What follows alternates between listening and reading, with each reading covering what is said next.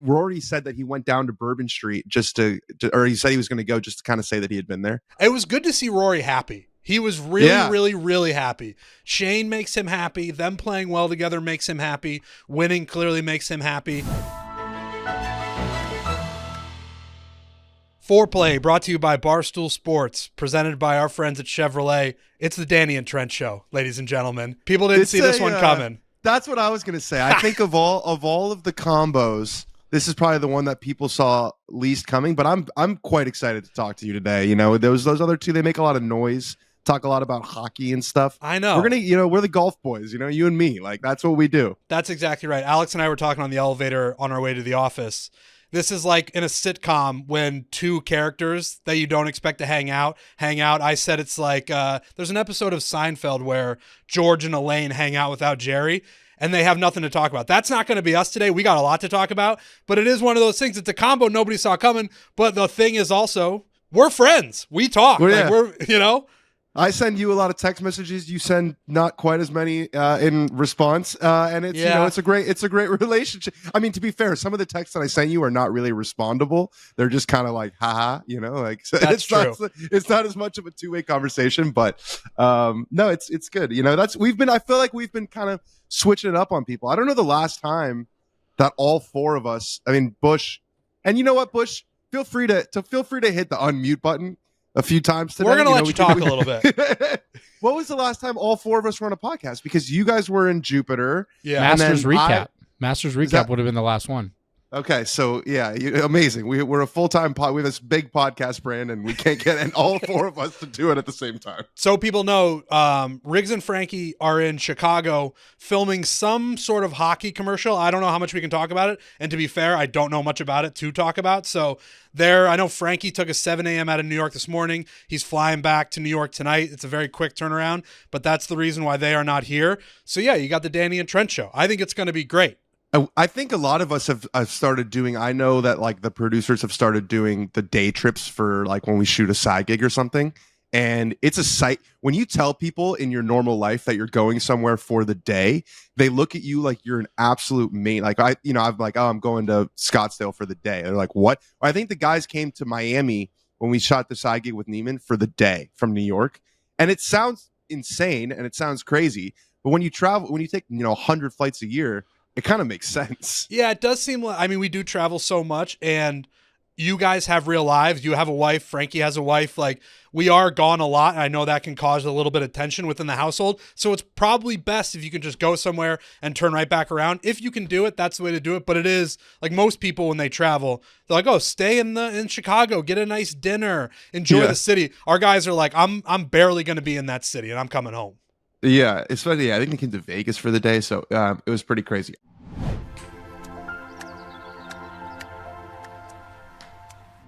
This episode is presented by Chevy. With golf season in full swing, Chevy wants to help you make the most of every drive, and the all-electric Blazer EV's bold design and dynamic performance make it the perfect electric vehicle to get you to the course in style and comfort. I'm telling you something, Trent. Yeah. In California, EVs are absolutely everywhere. I think it's time to make the switch. It has to be. And the Blazer EV, it's a head turner. You see it on the street. Everybody's head turns, goes, what is that? I got to get myself one. And then you learn that it's an EV. It's a win on every level. Chevy's doing it right. They're leading the charge in the electric vehicle game.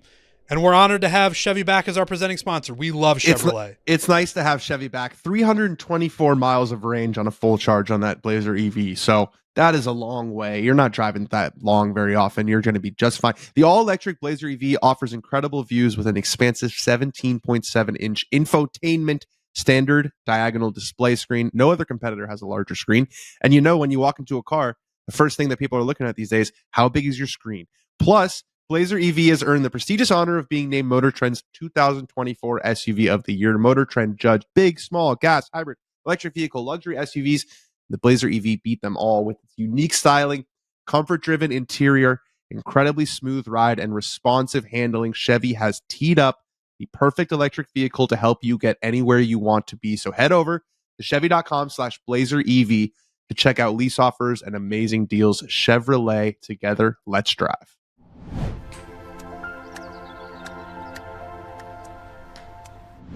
All right, we can start with the golf conversation. Rory McIlroy and Shane Lowry, the rich get richer. Asshole move by them, showing up to this tournament. I'm joking, obviously, but only kind of sort of.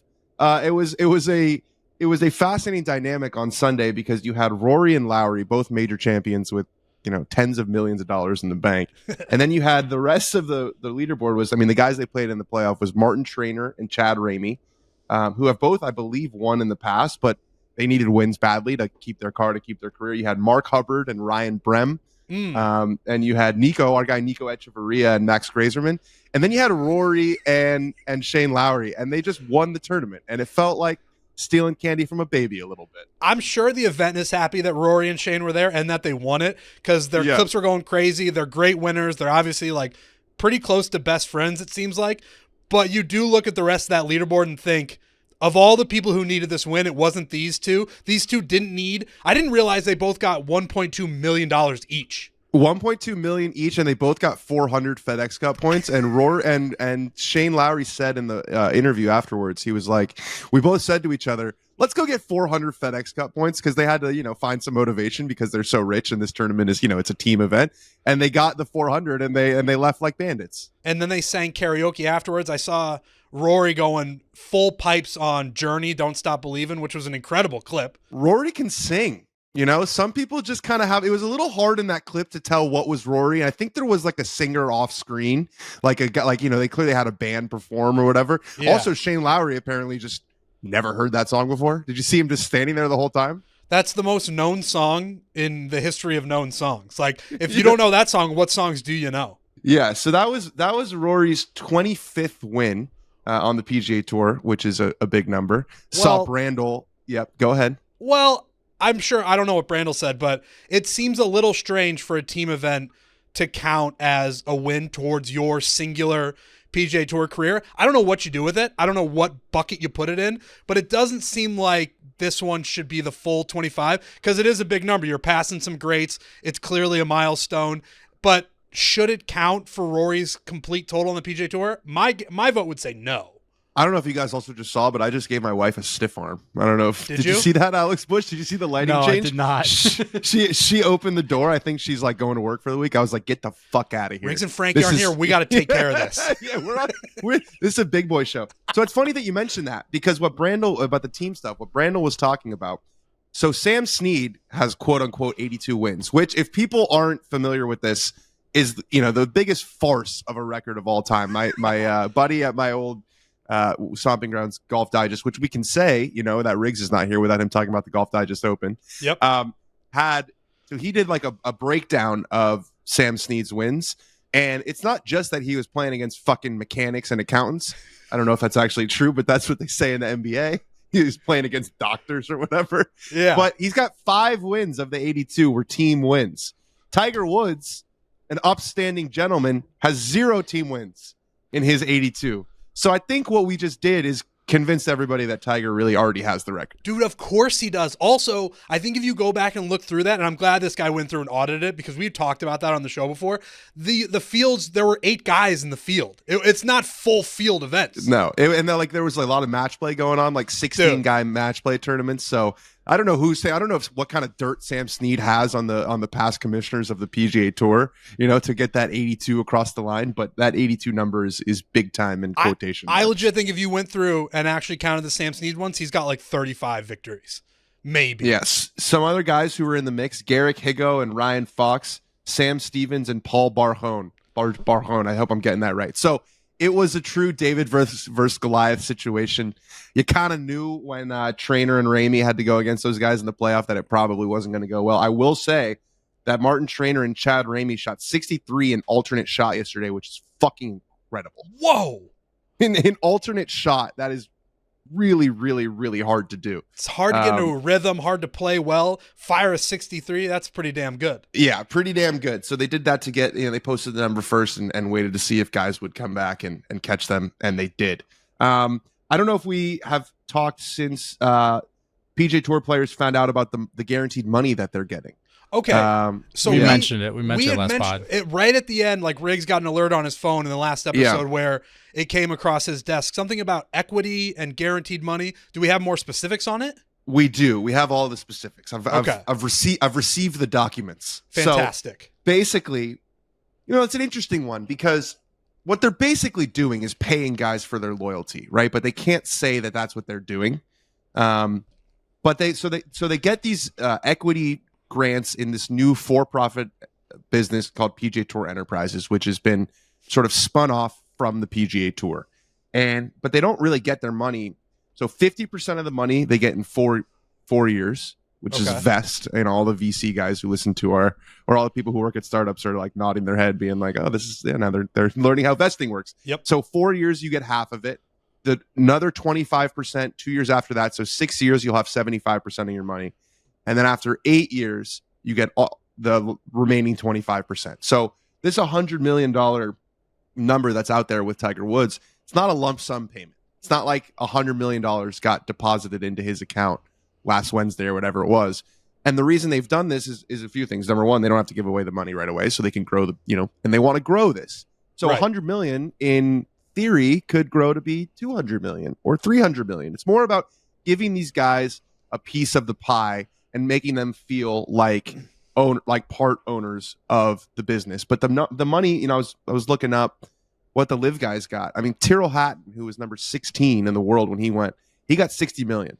And that doesn't vest after 4 years. I mean, I'm sure it was like a 3-year contract, but that's money that he's going to get. And the money, it's still not apples to apples when you're looking at money. And like a guy like Jordan Spieth getting $30 million, I mean, he would have gotten 10 times that if he went to LIV. Oh, absolutely. And who qualifies for the equity? Like, how far does it go down? Obviously, the Woods and the Rorys and the Spieths and the Scotties, that makes sense, but how far does it fall?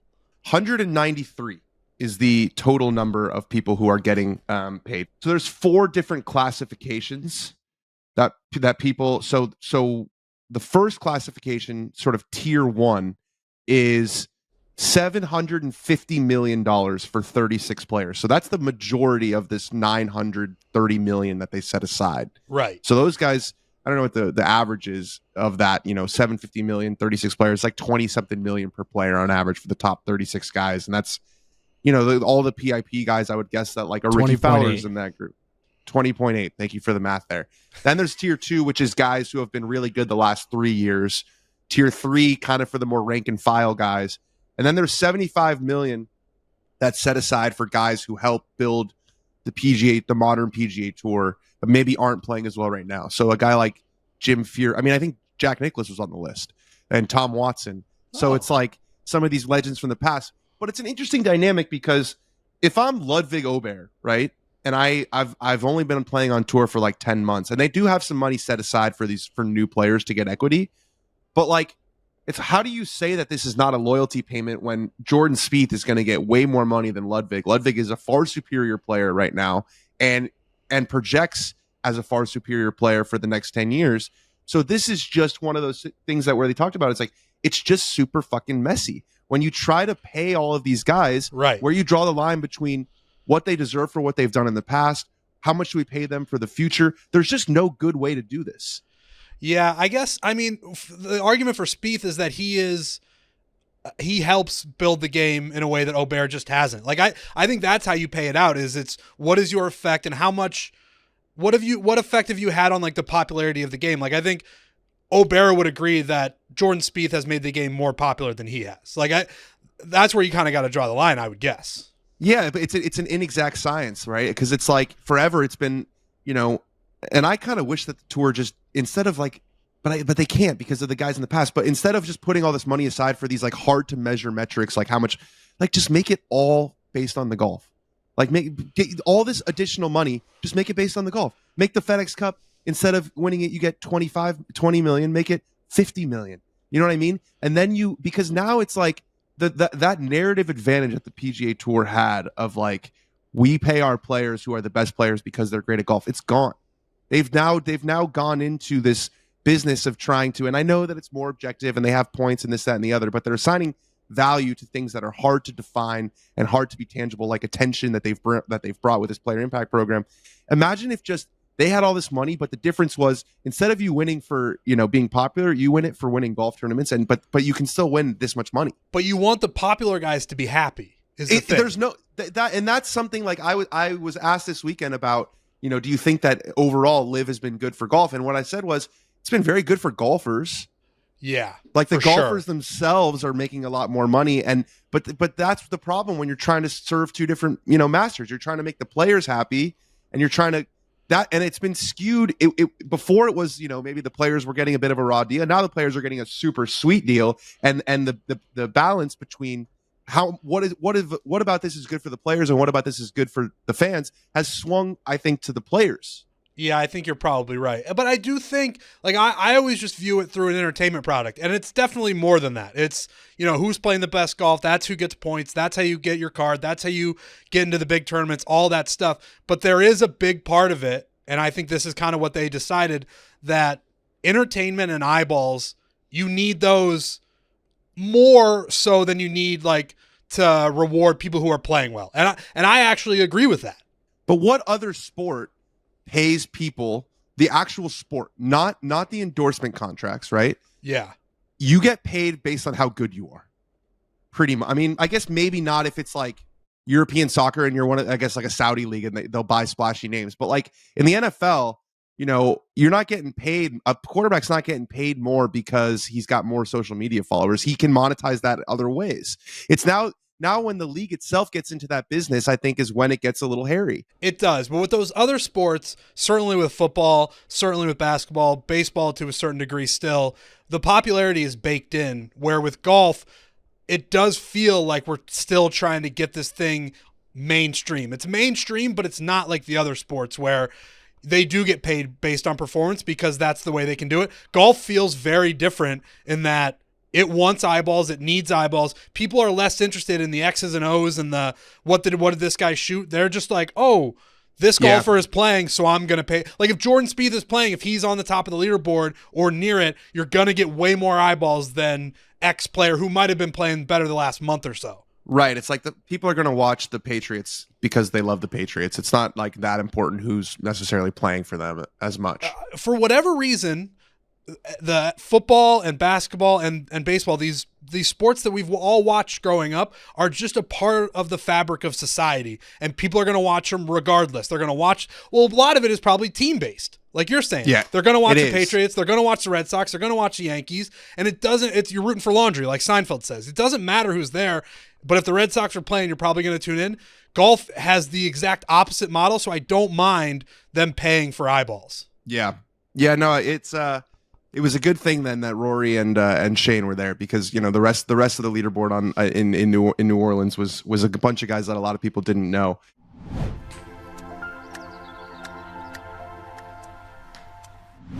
I got the Game Time app open right here, Trent. I don't know if you're thinking about going to a Yankees game, but if you wanted to go to a Yankees game this Friday against Detroit Tigers, a Major League Baseball game, $21. You want to go to the Mets? Maybe you're more of a Mets guy. This might be a bit of an indictment of the Mets. $2. That's I'll go to either one. That is $2, $5. If you want to watch the Cubs play the Mets on Wednesday and Thursday, it's $1. You can do it for $1. That's perfect for a guy like me because I'm not a New Yorker. I'm just from the Midwest, so I'm happy at any baseball stadium. So I'll go to Citi Field and I'll watch a Mets game for $5. I love a day at the ballpark. Have a couple beers. You're in the sun. Get a hot dog. You just go on Game Time wherever you're at. It doesn't have to be New York. Wherever you're at, look it up, and I guarantee there's going to be tickets on there for a price that you will be happy with. And go spend a day at the ballpark. So Game Time, what an unbelievable sponsor they are. So you went. I went, dude. So I was looking. It was Thursday night, and I'm thinking, what am I going to do tonight? I saw the Lakers are in town, playoff game, and I said, I almost had my tail between my legs because it was such a big ask. Like, hey, can you guys get me tickets for the Lakers playoff game tonight? And they came through, no problem. So, huge Game Time fans. You shouldn't have to worry when you buy tickets to your next event. Game Time is the fast and easy way to buy tickets to all the sports, music, comedy, and theater events near you. They have flash deals for sudden discounts, zone deals for when you're feeling flexible, and their lowest price guarantee, which means that if you can find the same seats for less anywhere else, Game Time will credit you 110% of the difference. So you're not getting a cheaper ticket. Game Time is the best place for last-minute seats with up to 60% off your favorite events. What are you waiting for?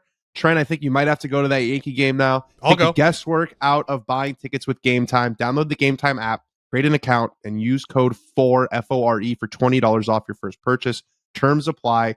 Download the Game Time app today. Last minute tickets, lowest price guaranteed.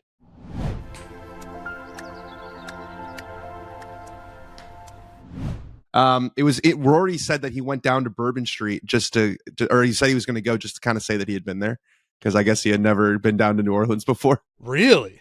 Yeah, he never played that tournament before. He's been asked a million times. I mean, obviously, like, he's like the hot girl in high school. You know, he got 7 different people asking him to go to prom. It was good to see Rory happy. He was really, really happy. Shane makes him happy. Them playing well together makes him happy. Winning clearly makes him happy. I think Rory's kind of had a weird couple of months, certainly a weird couple of years. So just to see him like win a golf tournament with his friend and have a good time, that overall is good for the game of golf. Yeah, nice to see him playing well. It was interesting, because there's rumors or reports that he's going back on the board, the PGA Tour policy board, and they asked him about this, and he's like, I don't want to do it, but if everyone else wants me to do it, then maybe I can be convinced to do it, which is kind of a classic good guy move, like, oh yeah, it's not for me, it's for everybody else. I was stunned when he decided to do that, but it's more Rory, I think, is better. I know he's become weirdly pretty polarizing in the game of golf, and yeah, I think he's generally a net positive. I get that people are like the LIV and the PGA, and that gets politicized and it gets weird, but overall still, and I've always been on that, where Rory McIlroy is a net positive for the game of golf, full stop. And I think the people who, the sort of LIV supporters or whatever, he's like almost on your side now, in the sense of he is very publicly saying reunification, make a deal. Like, he is, of the top players, probably the most vocal about, we have to make a deal. Whereas you got guys like Jordan Spieth who are like, I don't know if we need it. Billy Horschel said on this podcast, and I didn't have time to respond because the PGA Tour woman was texting me that we had to be done. But he said that they can have 2 tours and competition's not a bad. Sergio Garcia said this too, and I said that I don't think that that's correct. I don't think that either. It's wrong. Yeah, it's just wrong. So I appreciate that Rory is, when you're that public and you've spoken at a microphone every week for the last 2 years saying one thing, it takes some humility to be like, I'm going to say something different now, because that all you're going to do is eat crap the whole time. But you have to change your mind on. We want people to change their minds. That's like, but it's become a negative thing in social media because every thought is documented. Nobody changes their mind. Nobody anymore. Yeah. In any arena. If you change your mind, you're a flip-flopper, and your word means nothing. It's become like a sign of weakness in a weird way in the social media age, and it's like, let's do our once every 6-week update on, is the deal going to happen soon or not? Have you heard anything? No. I mean, I've heard that they continue to talk, but there was a report that came out this week that the PGA Tour, the LIV, and the European Tour have not even they've not even all met together to discuss this. So I don't know. Sometimes I hear like it's going to happen soon. Sometimes I hear like the DOJ will never let it happen. I don't think we're really that much closer at all than we were, almost 11 months ago.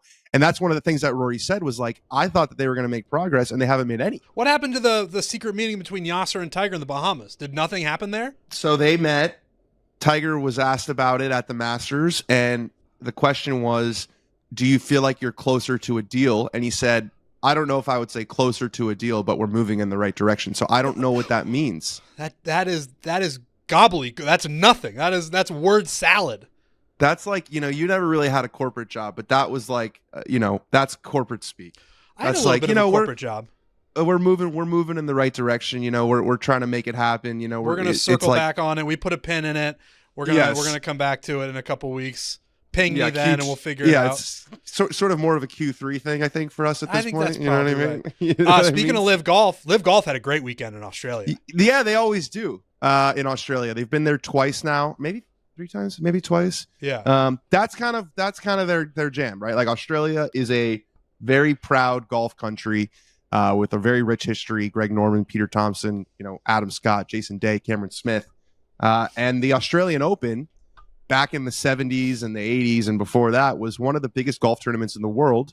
But it's in December historically, and that didn't align with the PGA Tour schedule. So the top players stopped going over there, and it used to have one of the bigger purses, but basically, the Australian Open has diminished in importance. Tiger won it a few times. He went down there and played. And so they they are very hungry for golf down there.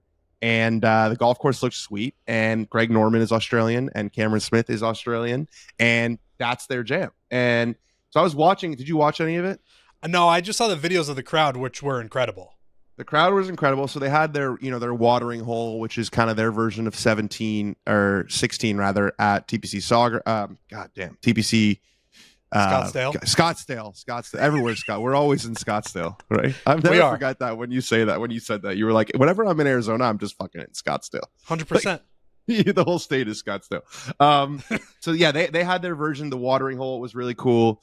The crowds were pretty impressive. I think there was like 95,000 for 3 days, which still, compared to Waste Management, which is kind of the comparison that people are making, is not nearly as many people.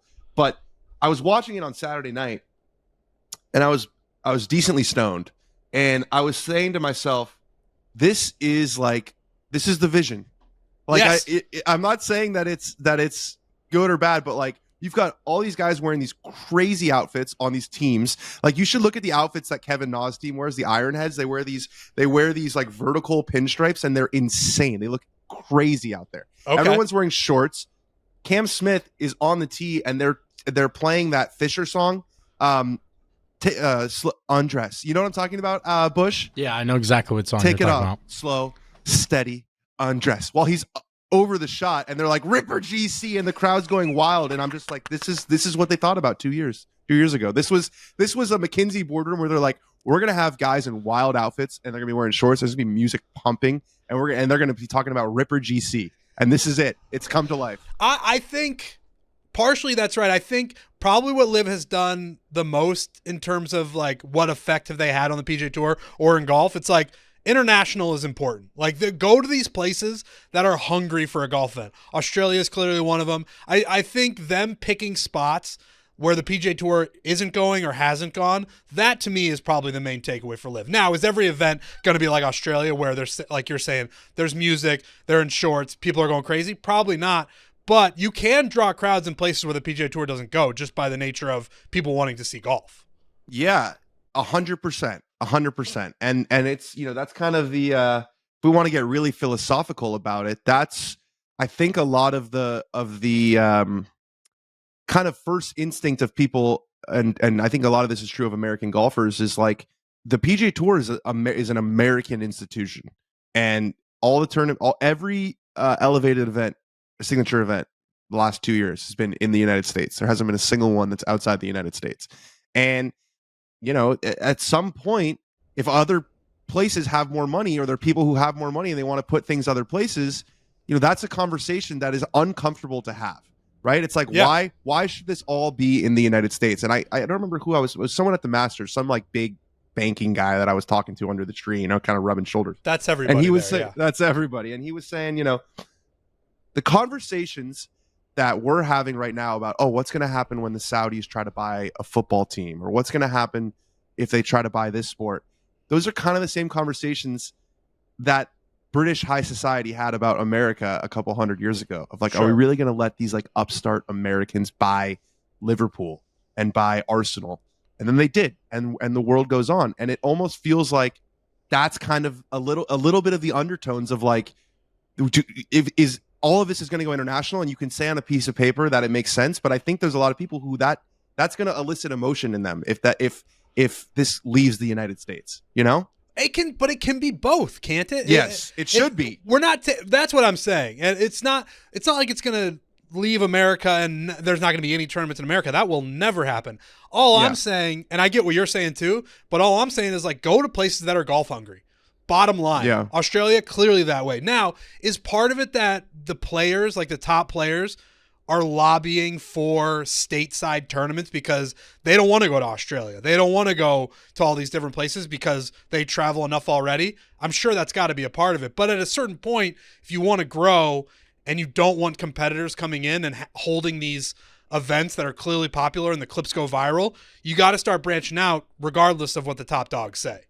Yeah, and I think there is a general consensus now of, at least among the fans, of like a world tour, right? And that's what Rory's been talking about. So we're in an interesting part of this saga, which is going on over 4 years now. Insane. That this has been happening. And I remember that first meeting, February of 2020. at Riviera actually. And we're kind of at a place where the fans, it seems like, kind of have a desire. And I think if Jay Monahan could snap his fingers, and have this world tour exist under the PGA Tour brand, they probably would do it. But it's just not that simple, right? Like, it's there. You got sponsors, someone's got to pay for it, and the PGA Tour is bound by revenue, basically like fiscal responsibility that LIV is not, and so they can't just start a huge tournament in Australia. Like, we can say it, and I've said it, and on videos all the time, get a tournament in Australia. It's not that easy. Just do it. Yeah, get a tournament in Australia. It's a good idea. Yeah, we can't get $50 million purse, and someone will pay for it, and you guys figure out the details. I don't know, and I've said this on this podcast before. I don't know if, and I'm sure they probably do, but I don't know if the powers that be understand the urgency that they need to have in regards to having a sport that is split and the talent is split. It's killing it. It's gonna kill it. The longer you go, the more people are just like, they still haven't figured out, so I'm not gonna watch golf. Like, I only want to watch the top players. Like, I've said that a million times, and it doesn't seem like they have the urgency. Now, if the DOJ is standing in your way, I totally understand, and it's gonna be a legal process and it's gonna take a long time. I just know from the feelings that I get with the friends that I talk to and the people we see when we're out on golf courses, it's like, just fucking figure it out. All we want to do is watch the top players play. I don't know how you do it, but you got to figure it out somehow, some way. Yeah, and if it's only the majors that people care about, that's dangerous, because then you're only in people's minds 4 times a year, and then if you have a couple of bad majors, people just kind of forget. Like, tennis, I think right now is kind of in a spot where I can't imagine that ratings are super great.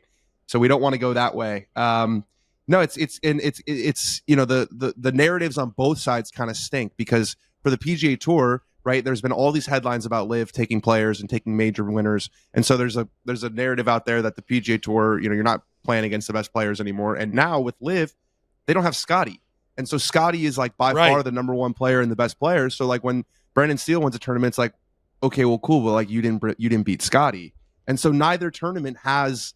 Only the majors have that. It does go back, like the Scotty winning that Masters, very important for his run, because then he can be like, I beat everybody. I'm continually beating fucking everybody. And like guys, and the guys who are on LIV, who they only really have 4 times a year to prove. Like John Rahm, his stock at 5 months into this is way lower than it would have been. I think not in terms of. Not his actual stock, like his actual dollars and cents. It's way probably has more stocks than he's ever had before. Tons. He's doing a lot of investments. He's doing a lot, I would imagine. It's hard to spend all that money, but he's only really had one chance since he went to sort of prove himself in that arena. He hasn't won any of the LIV events yet. He's been in the top 10, I think, in like pretty much all of them. But he had that one chance to play against those guys, and he finished 30, whatever. He had a terrible week, and he doesn't really have a chance again until the next major championship. And so, I wonder how he's feeling about that, because also, and Riggs and I talked about this, with Scotty being so far ahead of everybody, Rahm is competitive as fuck. He wants to play against Scotty. He wants to challenge Scotty. Like, that's got to be killing him that he can't play against each other, and it just stinks. It's just a shitty situation. The whole thing is shitty.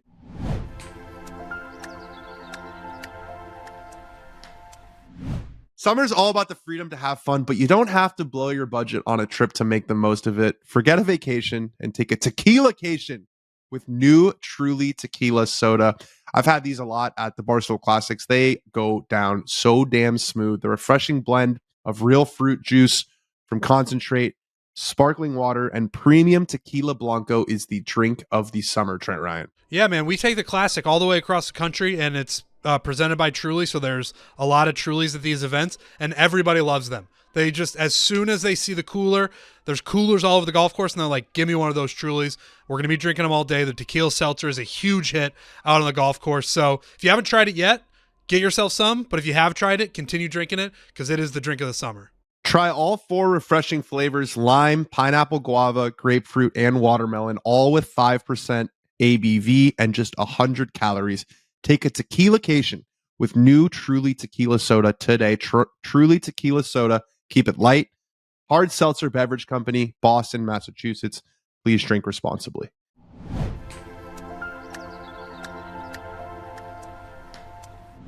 Let's switch gears to something that's more important than the PGA Tour and LIV, the Myrtle Beach qualifier. I know you. Okay. I don't think you haven't talked about since the video came out. You haven't talked about it, right? No, not. I mean, I made a video or a TikTok where I was basically just like, you guys were all wrong. I want to talk about it with you because I know I know what you shot going afterwards because you told us, but there was like an NDA, so nobody knew. I didn't know what everybody else shot. I kind of just want to give you the floor because holy shit, did you play really, really well? Yeah, I mean, Bush was there. I really just grinded my ass off. I could not hit a fairway for the life of me. I think I hit like 2 or 3 all day, but I just stayed and I really like I knew that I wasn't going to make it the whole time. I don't shoot 4 under a par in competition. Like, dude, that just doesn't really happen. Impossible.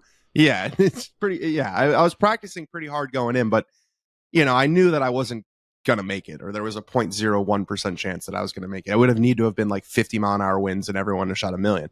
But I knew that score was going to like sit and last, and that like it was going to matter, and it was going to be compared to everybody else. So I never let myself like get down.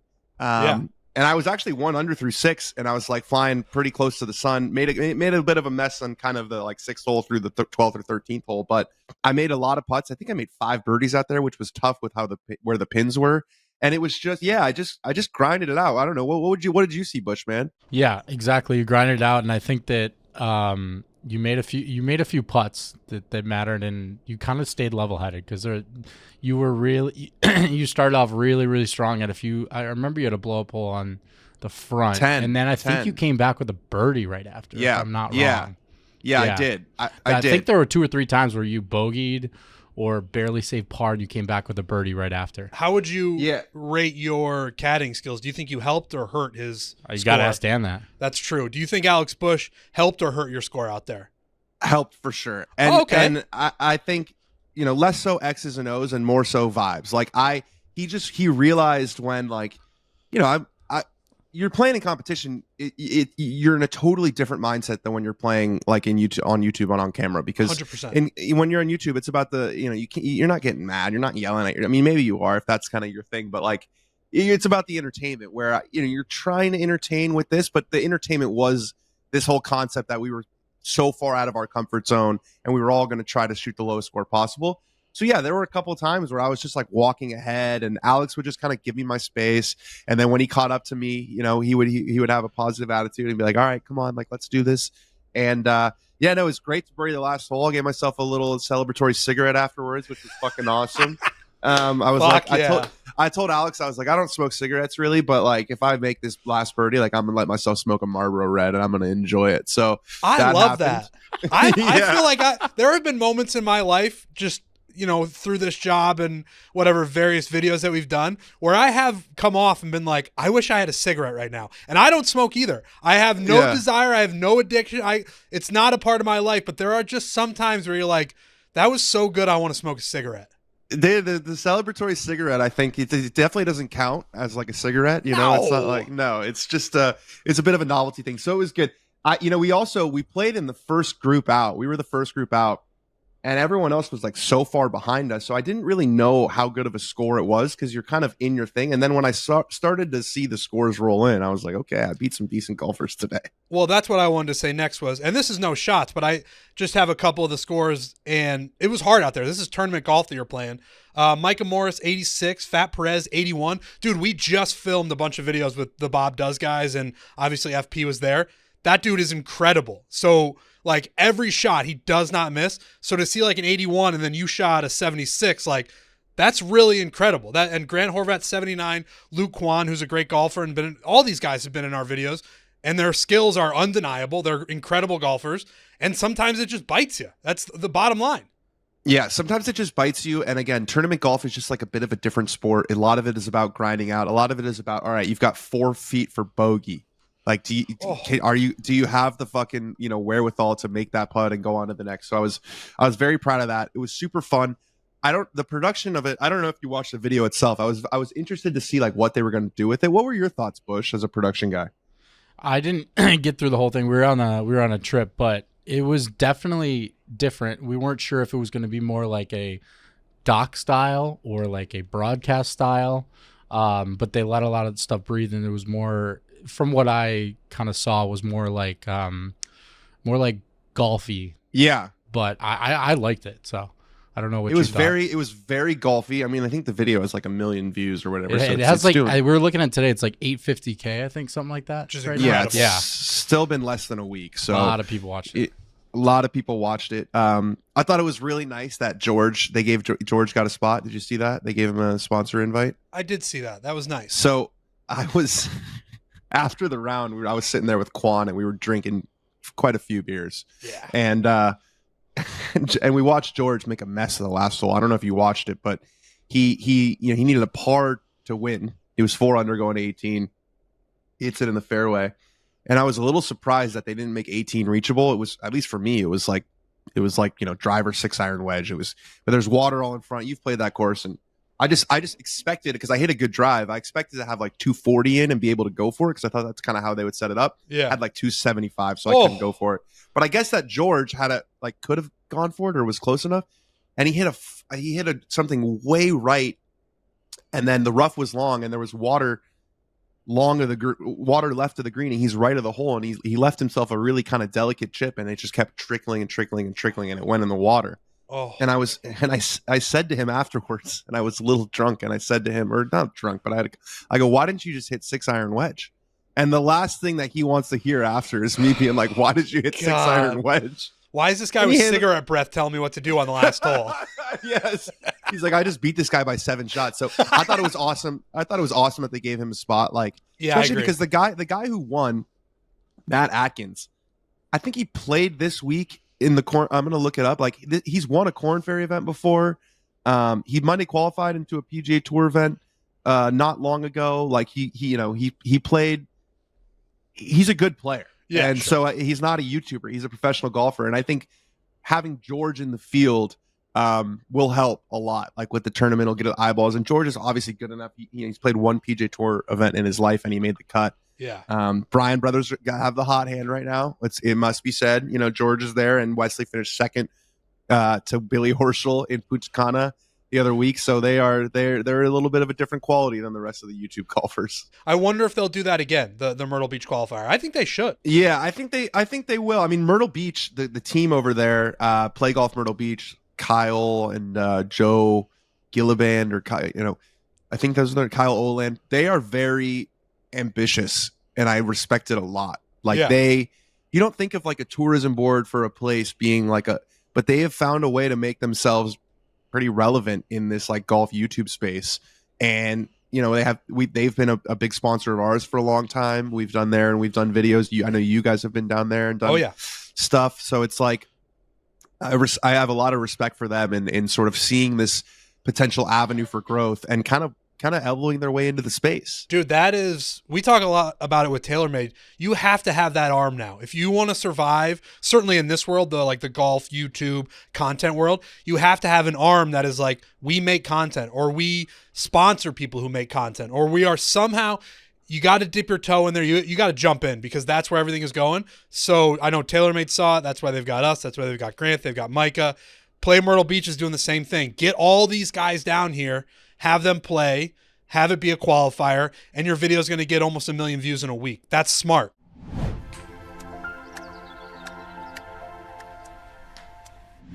A tee shot in the rough, an approach clanking off the flag, someone yelling, "You the man!" at this week's tournament.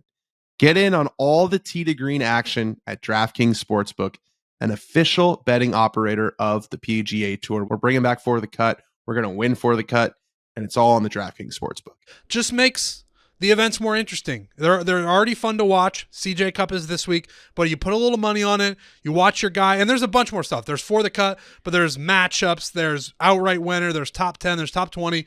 Go on the DraftKings app and just look around a little bit. If you feel good about something, put a little bit of money on it, and I guarantee you will have a better time, a more fun time watching that sporting event. DraftKings is the place to go. The app is just beautiful. I'm looking at the odds for the CJ Cup this week. You got Jordan Spieth is the favorite, 14-1. Jason Day, Will Zalatoris, Siwoo Kim. What I like to do is I got a buddy, Andy, and we like to take a couple outrights before every tournament on the DraftKings Sportsbook, and then you just hype the guys up for the whole week. You're on the same team. So from round 1 Thursday through the closing round Sunday, DraftKings Sportsbook has you covered with same-game parlays, live betting, odds boosts, and so much more. Download the DraftKings Sportsbook app and use code FORE New customers bet $5 and get $200 in bonus bets instantly. That's code 4 only on DraftKings. The crown is yours.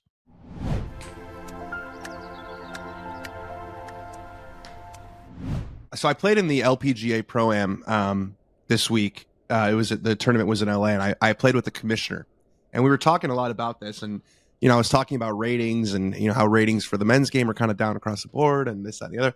And she goes, ratings are important, but what's also important is like our social metrics. Yep. And that is something that these leagues are really starting to pay attention to. And she said, yeah, well, maybe the ratings are down or consistent, but our average social audience was 2 million, 5 years ago, and now it's 7 million. And the week of Nelly, it was 12 million. And so they're keeping track of this stuff. It's not just about how many people are watching on TV, because TV is basically a metric for eyeballs and exposure.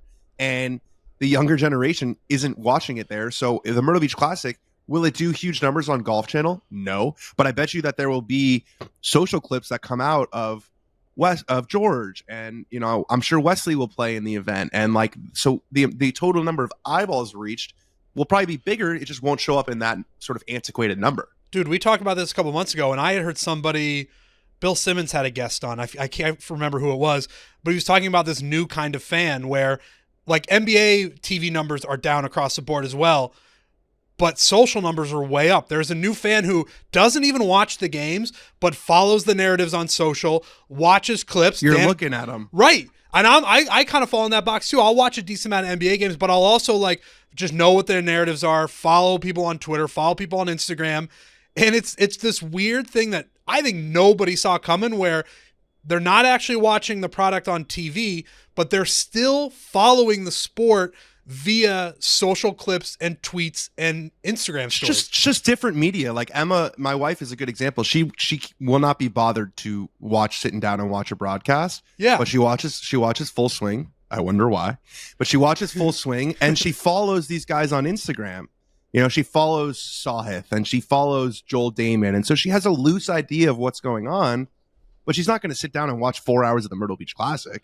That's got to be whoever figures out the best way to corral all of that into one thing. Or basically you just have to get the right numbers and pitch it to the right advertisers who believe those numbers. And you're like, dude, listen, the TV ratings are down, but we got 25 million impressions on this clip of Danny Rapp, or this clip of Grant Horvat, or this clip of Fat Perez. That shit matters. That's where the young demographic is, and that's where the people who spend money are. So whoever figures that out, that's the future. And the more that you get, because I know both those guys at Myrtle Beach, Kyle and Joe, they're like our age. And the more you get people who came up in our generation who are in decision-making capacities at these advertisers, look, there's a reason, everyone talks about golf being down. We have a ton of spawn. Our stuff is going great, and all these YouTube brands are going great. And just because people aren't watching on TV doesn't mean that all of golf is not doing super well. Dude, the first 5 years of this thing was basically me and Riggs trying to find the people in these rooms who were young enough to understand it, but were seasoned enough to have a voice in those rooms. Because then you get the one guy who says, oh, maybe we do this. And if the older guys in the room trust him enough to take a risk on something that says Barstool Sports on it, and it works, boom, now you're in. But you're right. As things get older, as people get older, I think there's more and more of those people in those rooms. So it's easier. But for the longest time, it was if it has this name on it, and they're just going to put it on YouTube, and they're going to do social clips on Twitter. Guys are like, no, we're a television brand. We want ratings up. It's starting to flip completely the other way. And whoever gets ahead of it, and it's already happening, so it's probably too late anyway, but that is where things are going. For sure. That's where the money's going to go.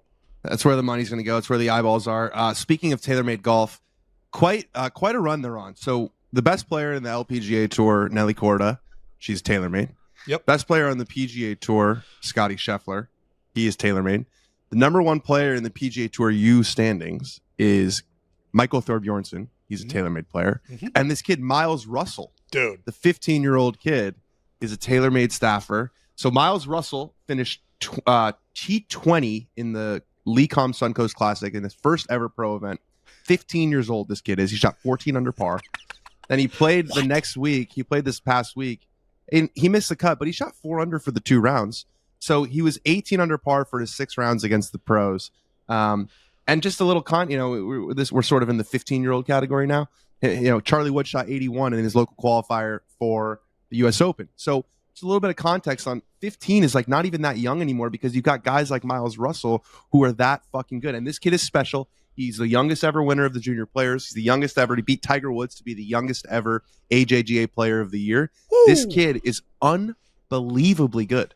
Right. Like, I almost need more context, and I feel like there's a lot of people who fall in this boat as well. Like, what are we looking at? Are we looking at a guy who's going to work his way all the way up, and then when this kid's 23, he's going to have a green jacket? Like, obviously you can't predict that, but I'm saying, is that the sort of trajectory we're looking at? I think so, and I think one of the reasons why is because, there are some 15-year-olds who look 25. This kid looks 15. Yep. Like, he is not very large. He's got kind of a child's body still. So I would imagine in the next 3 or 4 years, he's going to get a lot bigger. He's going to get a lot stronger. He's going to hit the ball a lot further. He is very far from a finished product. And just the way that he talks, like he sounds like he's, he doesn't look 25, but he sounds like he's 25. So I think, this is a guy, it's hard to project. You never know, maybe he falls out of love with golf, but it doesn't seem that way. It seems like he's going to be on the PGA Tour, kind of by the time he's 20 years old, and they're just getting better and better, younger and younger, and it's scary times to be a pro golfer. Like, these kids are coming. Like, what is his average distance off the tee? Do we have those numbers? Like, I think he said he hits it about 280 to 290. So what are we talking about? Yeah, and he's not very big. Like you said, and I agree with you. Like, he's 15, so he's obviously going to get bigger. He's going to hit it further. He's already averaging 280, 290. Like, I agree with the last thing you said for sure, where it's like, holy shit, this next generation's coming, and we got a 15-year-old who's hitting at 280. What the fuck? I mean, this is the generation that grew up with TrackMan and grew up with perfect equipment, and they're smarter than ever, and they've grown up with all of these course management systems, so they know when to attack flags, they know when not to, they know the mathematically optimized targets. Like, they are a special group. The Korn Ferry Tour is just brutal right now. I think the cut this week was 7 under, maybe 8 under. Frankie Sappin shot 58 on Thursday. There have now been 6 rounds under 60 on the Korn Ferry Tour in the last 12 months. I don't even know how to wrap my head around that. When the rollback announcement was made, I was kind of anti. I'm gonna do a little Rory McIlroy here. I kind of understand because without this, I mean, it's not. There could be a perfect round of golf. It's like where someone birdies every hole like that. That's kind of the next frontier. We've got a guy shot. They've had a 57 and a 58 and I think 2 59s already this year on the Korn Ferry Tour. Yeah, I mean, that's insane. That's like, and they're playing courses that are obviously not as hard as the PGA Tour courses, but they're also not like the course this week was like 7,000. So they play kind of more normal courses that like you or I might see, right? Yeah. Where it's not 7,500 yards, but it's 7,000 yards, and they just shoot 58 like it's no problem. Scary. What do you got, Alex? Yeah, I got his average driving distance on Korn Ferry is 277.4. Dude, that's insane. Yeah, dude. Yeah, and he's 15 and he's small, and so but he probably hits it fucking perfectly optimized. His spin rates are probably perfect. Like he's, and he's playing in a tour event. He got an invite because he was the AJGA Player of the Year. I think that like the Bermuda tournament gives invites to the reigning AJGA Player of the Year. So we're gonna see him in the fall playing in a PGA Tour event. Insane. What did you just react to, Alex Bush? Did you have something else? I mean, do you want to know what his longest drive on the Korn Ferry Tour is? Absolutely. I don't believe this. 350? Did this hit a fucking cart path? What is it? 380. What? Yeah, I mean, it was windy in Texas, probably downwind, yeah. No, it's but yeah, TaylorMade's hot. They're hot. There were 3 TaylorMade staffers among the sort of influencers or whatever you want to call us. Yeah. Danny Rapp finished first. Bang.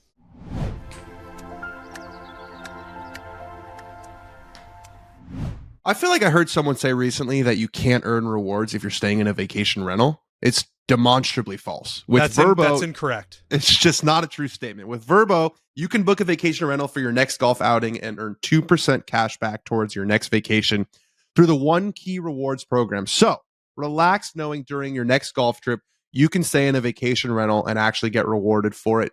Trent, I know you guys have been traveling a lot. Vrbo is just the way to go, man. Yeah, we use Vrbo everywhere we go. We use it in Augusta. It's also just fun, and I do this almost every day. I'll just go on Vrbo and put in a location and see if there's a place available, a vacation place, Florida, California, everywhere, and you're just kind of window shopping, but it also sticks in your head where you're like, if I want to go to this place, I can, and if I do go, I'm using Vrbo for all the reasons that you're saying. Cash back. I think they've got where you're never at a place where there's someone else staying. Like, it's always you have the entire house. Which there are so many horror stories where the host is there and being weird. And if you go to a place and you are staying like with a host that you don't know, that's the craziest thing I've ever heard. On Vrbo, It's you got the whole place to yourself, and that is a huge perk. Huge perk. It's the, for the next month, basically every place in the country has good weather, right? Yep. It's like, it's warm enough in the East Coast now. It's not hot yet in the South. So if you've ever booked a vacation rental and found yourself stuck making small talk with the host, like we talked about, that's super awkward. Why deal with it? I mean, all you want to do is spend quality time with your golf buddies with Vrbo. The host never stays with you. You can relax knowing you'll get the whole home to yourself. There's nothing more frustrating than when you're on a vacation and there's an issue and you're on hold forever. You leave a message, you got to send a text or an email. A person is who you want to talk to. That's the key difference between Vrbo and other vacation rentals, is the speed and ease in which you can get in touch with a human, allowing you to get back to playing golf. With Vrbo, you can receive discounts the longer you stay at a property, so you can save when you stay for an extended period of time. Book your next private vacation rental in the Vrbo app.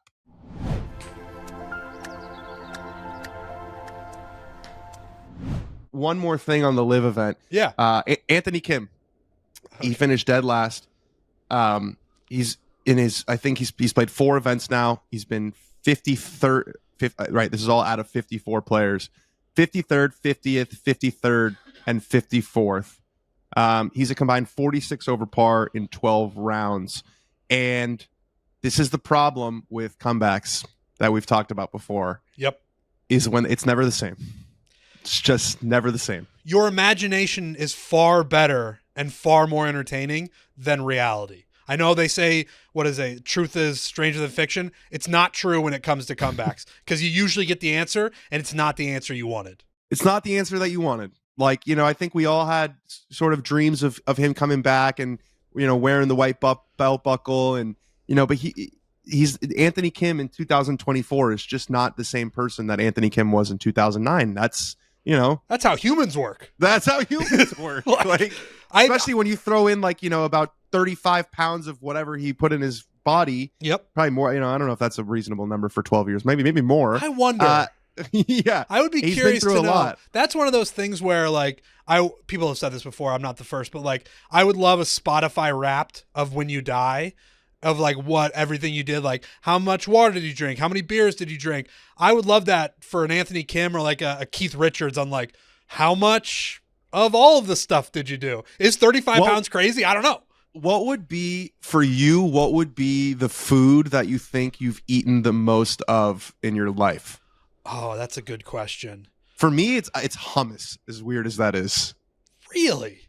Yeah, I always have hummus in the fridge and I basically shovel it into my mouth with celery all the time. I think that is actually also that shows that you're somewhat healthy. I think mine would probably be tacos.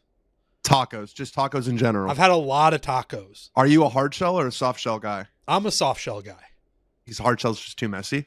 To be completely honest, I don't know why. If I have a hard shell, if I come across a taco bar that has hard shell, I'm not turning up my nose and walking away. I'm still eating 6 tacos. They're hard shell. I don't really have a reason for one preference one way or the other. You think you've had over or under 1,000 tacos in your life? Over. For sure over. For sure. 5,000. Oh, man. It's probably in between those two numbers. I bet it lands around 3,000. Okay, so 3,000 tacos. There how do you measure hummus? Is it by what's the measurement? It's got to be by quart or whatever it comes in. You know what I mean? It's kind of a hard one to. It's kind of a hard because it's sort of a solid, but sort of also kind of a liquid. But yeah, I mean, I get 2 at the beginning of every weekend. They're usually gone by Thursday. So. Whew. But yeah, the Anthony Kim stuff has been. It's kind of what, unfortunately, I expect it. As you grow up, you know, when you're young, you believe in Santa Claus and you're like, that's a real thing. And you get the payoff and you're like, Santa Claus is real. As you get older, things just don't work like that. They just don't. Yeah. It's sad. I'm trying to think, like, it is like it just doesn't feel like the rollout was that good either. Like, they kind of, they brought him back without really telling the full story. And I know they are working on a documentary which I'm sure it's like I think a LIV documentary, but I know Anthony Kim is like participating in this, and they've asked him for specifics. I think everyone just wants to hear him be like, yeah, like I did a crazy amount of this and I got in this, and I think that will eventually come out. I think maybe having that information before the comeback would have added some juice to it, but I think they kind of tried to string it out. But now the concern is that when if his golf doesn't start to turn around, when this documentary comes out, it's like, yeah, well, that fucked him up. Like, to be clear, people already don't care about Anthony Kim anymore. You think it's dead? I mean, you listed off his finishes, like it's not. He hasn't got the ball rolling in any certain way where it's like what you're saying. If you lead with, this is where I've been the last 10 years, and then you start to get into the golf, that is far more interesting than it's exactly what you just laid out, where now he's playing like shit. I don't really know what happened. I feel like some pretty gnarly stuff went down that I would love to hear about, but we're going to get that too late. And then it's going to be like, oh yeah, no, of course this guy's not playing well. He did all this for 10 years. Yeah. It feels like the order was a little bit backwards, maybe. I agree. One more thing on the Korn Ferry Tour before we move on to, I want to talk about Tommy Fleetwood a little bit. Tim Whiting has won back-to-back events. So he is now in position to get the very rare Battlefield promotion, where if you win 3 events on the Korn Ferry Tour, you go to the PGA Tour right away. And he's already got 2, and it's only April, and there's a bunch of events left. He also missed it barely last year. I think he finished like 30th or something, 35st or whatever in the points. So he's in a great spot. Tommy Fleetwood is like, he is the kill in the caddy department. Just killing the caddy department. So a couple of weeks ago, he had the local caddy at Augusta, Graymore. He finishes tied for 3rd. That guy makes like 80 grand. The caddy does for 8% or whatever it is. Everyone loved that story. It was awesome. And then he shows up. He's got an off week this week because he played, RBC Heritage and the Masters. And he went back home to Dubai and caddied for his stepson. His stepson is 17 years old, very good amateur player. Played in the Challenge Tour event, so the European version of the Korn Ferry Tour. Made the cut, and Tommy was on the bag, and the pictures were incredible. Incredible. Tommy Fleetwood's just a great guy. We're talking about tailor-made athletes, and obviously Tommy's very good. You alluded to it with his Masters finish, but they've got the Scotties, the Nellies, the Rorys, all this, and that is we're heaping praise onto TaylorMade because of the performance that those athletes have given. TaylorMade also kills it in the human being department with Tommy Fleetwood. He is just the nicest, coolest guy you can run into. We ran into him at the RBC. Obviously didn't have a great week, but like gave me the biggest hug in the world. Now he's going back to Dubai and he's caddying for his stepson. Like, I just love Tommy Fleetwood. I have a lot of love in my heart for Tommy Fleetwood. Just one of those guys that when you see him, you smile. He's just a fan favorite. I think a lot of people were a little bit surprised at the age of his stepson. Tommy married his agent, and she's quite a bit older than he is. So that explains because they have a kid, the two of them. His name Frankie, I believe, somewhat after Frankie Molinari, not after Frankie Borelli, unfortunately. And that kid's like 5 or 6 years old, I think. And the stepson is obviously 17, so that explains the age gap there. Okay, yeah, that makes sense. So everyone knows now. One more thing that I have, I don't know if there's anything else on you. Bernhard Langer. I was on my list as well. Dude, this guy, what kind of fucking blood spinning in Germany is this guy doing? Guy tore his Achilles 3 months ago and he's coming back. He's 66. Yeah, man, he's the machine. It's Albert Pujols and Bernhard Langer. He's 66. You don't come back from an Achilles in 3 months if you're 26. Like what he's an ageless wonder. He is something else. And I think it's kind of, his career has been so fascinating because it's going to be remembered a lot for what he did after he turned 50 years old. He's got 12 majors and 45 wins on the PGA Tour Champions, and now he's 66 and he ain't stopping. So I read the article that you had tweeted out about this, and in it, Langer credits or cites Aaron Rodgers as like a motivator for his quick turnaround for his Achilles. So I don't know if they're doing the same thing because Aaron Rodgers got the same injury, right? He tore his Achilles. So Yeah. Bernhard Langer somehow took some inspiration, or maybe Or some ayahuasca. Joe Rogan gave him the same pills that he gave Aaron Rodgers. I don't know, but there's something going on with the Aaron Rodgers coaching tree of torn Achilles that it's like if you listen to what Aaron Rodgers says, you can come back in a miraculous amount of time. Yeah. I mean, 3 months at 66 years old is just something special. That guy is unbelievable. He's probably going to win another. I have a hard time thinking he's not going to win again on the PGA Tour Champions probably pretty soon, because that's kind of what he does is beat up on everybody. He tore it playing pickleball. And like the thing about the senior tour is like the vast majority historically, they're all won between the guys between the age of 50 and 55 because they can still hit the ball a long way. This guy is 66 and still just absolutely kicking ass. Kicking ass. I probably should have done this off the top. A little bit of housekeeping. Derby City Duel. Few spots left. It's 2-man scramble. Monday, May 13th, Woodhaven Country Club, Louisville, 1 p.m. shotgun start. I know there's just a couple spots left. If you haven't signed up and you're going to be in the area, again, it's a 2-man scramble. A lot of fun. We'll be out there having a good time. So yeah, come to the Derby City Duel and get involved and participate because it's going to be fun. Those Monday events that we've had at majors are super, super fun. There's a little bit of major buzz in the air. We're going to be all there. It's, the tournaments, the week's just getting started, so everyone's kind of loose and loosey-goosey. You never know what you might see major week. Maybe, bring a special. Who knows? Jake Knapp came over last time, so who knows? And then also, I think we sold out the merch, right? Gone. Unbelievable. The PGA Championship Barstool Golf collaboration sold out. That was like the horse t-shirt that I love. The whiskey one, like we sold out of that's gone. Shout out to everybody who bought shirts. There were crew necks, the whole deal. When we sell those things out, the collabs with the PGA Championship and the Ryder Cup and all that stuff, Waste Management, the players, all that. Anytime we sell it out, that means it's coming again next year. So we really appreciate it. We have a lot of fun doing these. It's still crazy to us that we're able to collab with these huge tournaments and these huge events. So when they sell out, it just puts a good foot forward for us, and it tells those entities that, all right, we're going to keep working with these guys. So from the bottom of our hearts, we really, really appreciate all that stuff. It's the biggest thing you can do for us, really. I mean, obviously watching and following is huge, but like for you guys to actually spend money that you've earned for stuff that we put out there, like that's what keeps the lights on. That's what keeps us doing what we do. 100%. If we can sell merch, we can do anything. It all just falls into place. I have one more thing. We're going to get to from the gallery, but I wrote one thing in my notes that is pretty random. But I was going through your Twitter because I would just want to see what you might want to talk about on the podcast today. You have 303,000 followers on Twitter.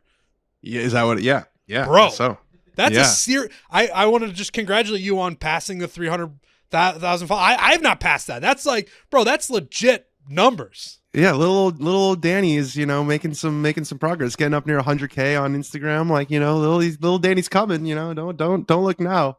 In a world where I think it's really hard to grow on Twitter, and I guess I don't know where you started or what you had like 6 months ago, a year ago, 2 years ago, but 300,000 is a fuck ton of Twitter followers. Yeah, I think I had like 105 or 106 when I joined you guys in September of 2022. So in a year and a half, grown that pretty good. You've got 200,000 followers in how long you've been with us. Yeah, I think Full Swing also helped a lot for that. 100%. Not to diminish just this incredible organization that we're running here. I think Full Swing helped a lot with that. But yeah, no, it's been good. I also in the last 2 years, most of my content lives on social media. Like that's kind of where my content is. Like my Definitely. Instagram. Like you guys use Instagram where it's like you post pictures and like, photo dumps, fun stuff that you do. Like that's my content. Like I make like these informational videos, or I do these like green screens. So I think that's also like, I've made a very concerted effort that's where the eyeballs are. So I've decided to try to grow that. So that's what we were talking about earlier. That's where the eyeballs are, ladies and gentlemen. That's where the eyeballs are. Should we do should we do one or two for the galleries? I don't want to keep everybody too long on the Danny and Trent show. I know it's been from the gallery, brought to you by Fireball. Ignite the night. Get yourself some Fireball. We're going to have videos coming out soon, again, with Bob Does and all them. We talked a little bit on the last show. How was that? It was great. How was it down in Jupe? It was fantastic. We had a really good time. Obviously not going to give any of the results away, but we had a really good time. We did 2 days, a couple videos for our channel, video for their channel. It's always good hanging out with those guys. They're really was Riggs not there one of the days? I saw a picture where it was just the 6 of you guys. Yeah, the so 5 of you guys. He had done the Classic in Arizona and then he flew across country and couldn't get there in time because he had to fly into Miami and then drive however long that is, 2 hours. So he got there late. So the first day, which I think are going to be the videos on our channel, it was me and Frankie and the Bob Does guys. So he won't be in that video. He won't be in any of those videos. But then the one we shot for the Bob Does channel, Riggs will be in that one. Yeah, he just got there a little bit late because of the Classic. Do they have like a office situation did they build like because they all moved down there, right? Like their whole operations down there now? They are all down there. I don't know if they have an office space or not. We didn't see anything like that. We just met them at the golf course each day. So, but yeah, I think all 3 of them are down there, and yeah, we had a good time. People are really, really going to like those videos. Those are always fun. Those guys are winners. They are winners. From the gallery, Fireball, Ignite the Night. Again, we drank a bunch of it during those videos. Fireball is just a great way when you're on the golf course. If you're not having a great round, if you are having a great round, drink some Fireball, have some fun with your friends. That's just the way to do it. Then you got the little shooters, throw them in your bag, bang, drink a couple of them. Your day's way changes. better. It just immediately elevates the vibe out there. It's just everyone's in on it together. That's right. Then you're all in it together. That's exactly right. So get yourself some Fireball, get the shooters, and enjoy them on the golf course. I've got 2 from the galleries that I picked out from the list that Alex Bush sent us. The first one is going to be pretty quick. It's Zach from Connecticut. He says, podcast idea. Riggs and Trent listen and react to Foreplay episode 1. Been a listener for 3 years. Listened to episode 1 today for the first time. Crazy to see how far the show has come. Hats off to the boys. Absolutely not. Well, I was going to say that's a great fucking idea. Absolutely not. Have you listened? Have you ever listened since? No. Dude, was the quality bad? Like, did you guys have mics and stuff? No, we definitely had mics. It was at the old New York office, the first New York office. I remember where we were. It was me and Riggs in the old radio room. Our first guest was Ollie Snyderjans, and we were just very nervous. The reason I don't want to go back and listen to it is because, dude, that's the first time either of us. Now, we had done test episodes and we had talked and we'd been on other shows. I've been going on KFC Radio since I got hired. So it wasn't our first podcast, but it was the first podcast that was our own. So I'm sure we were off the wall nervous, like blabbering. I mean, we still blabber, but it's like, it's a little bit more coherent and we have ideas and topics. Dude, I would rather get punched in the face by like Mike Tyson than listen to myself on episode 1 of the Foreplay podcast. I get that, like it was the start of something that was great and has changed my life and has made my life infinitely cooler, but I have no interest in listening to the first episode. Was it called Foreplay right away, and how did you guys settle on that name? It was Foreplay right from the jump. We might have been one of those situations where crowdsourcing? We did a little bit of crowdsourcing where it was like, hey, we're starting a golf podcast. We're kind of in the business of looking for names, and maybe somebody suggested Foreplay. It was originally, which is funny now looking back at it, we did a test episode where we didn't have a name, and it was the Unnamed Golf Podcast, which we now have the Unnamed Show at Barstool Sports with Kirk, Witt, and Dave. But yeah, it was Foreplay from the beginning, and we might have crowdsourced that name. I'd have to go back and look, but you guys took one of the actual good names because now like every podcast, new golf podcast, they have to sort of be self-aware about how everything is. So it's always like the best golf podcast or like the brand new, they're trying to be ironic. Where you guys actually got a good pun in there. When you're naming a podcast that is sports specific, you don't want to do the thing where you're using lingo from that sport. But it's a podcast about that sport. So you have to be in that lane. Like, it'd be weird if we named it something not golf related. So you don't want to get caught in that box, but you're also like, we want people to know it's a golf podcast. So Foreplay is what we went with. I think later on, we just like, it'd be nice just to be called like The Golf Show, you know? Yeah. Something. When I tell, like, when I'm talking to my parents' friends and they're like, oh, so like, what's the name of your podcast? I'm like, Foreplay. They're like, what? Listen, I'm very proud of this show. Again, it changed my life. We've done a lot of cool things. the name is we were in our mid-20s being like, we're starting a golf podcast for Barstool Sports. You want to grab people, right? Oh, yeah. You want it to grab people. There weren't a ton of golf podcasts. There's probably No Laying Up and us at that point. Now golf content and podcasts are everywhere. But you wanted a name that was like, what are they doing over there?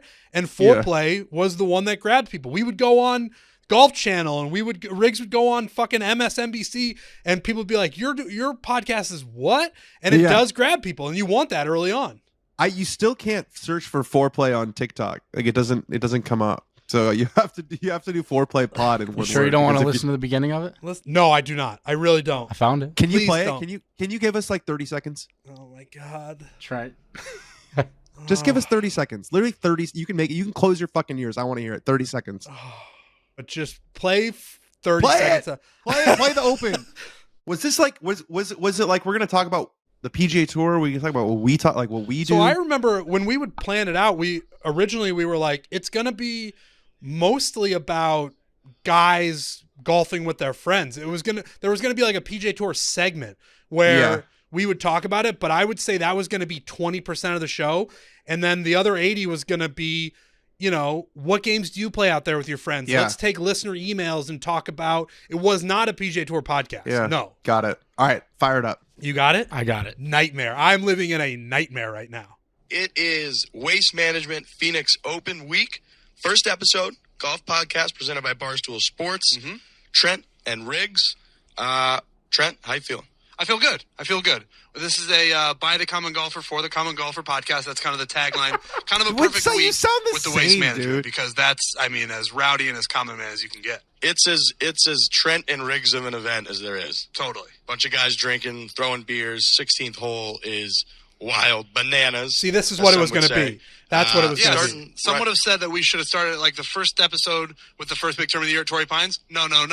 We're going to do it waste management when this is the All kind right, of turn it tournament off. that Turn it our off. people Turn it go off. to. I can't listen to myself anymore. I mean, it honestly, it sounds the same. It Sounds does. like pretty much the same. It's very similar. What it might show people is that there's been very little growth in terms of our podcasting skills and kind of what we do. I just, in general, do not like listening to myself. So I appreciate the idea, but I don't want to. That was enough for me, what I just got there.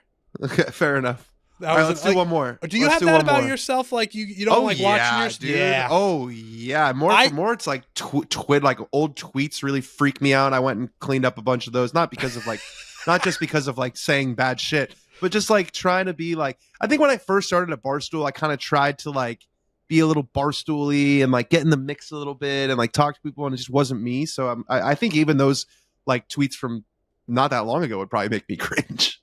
Oh yeah, the tweets don't get me as much as any video and audio content. I'm just like, because I look at myself and I go, that's a guy who in his heart of hearts has no idea what he's doing. Like even that's still, called imposter syndrome. Yeah, I suppose. I mean, it's gone okay, but it's gone very well. When I hear myself, I'm like, Gah. This was the other one I grabbed. I thought it was kind of interesting. Brian didn't say where he was from. He said, in 20 to 25 years, who do you think will be the honorary drivers at the Masters?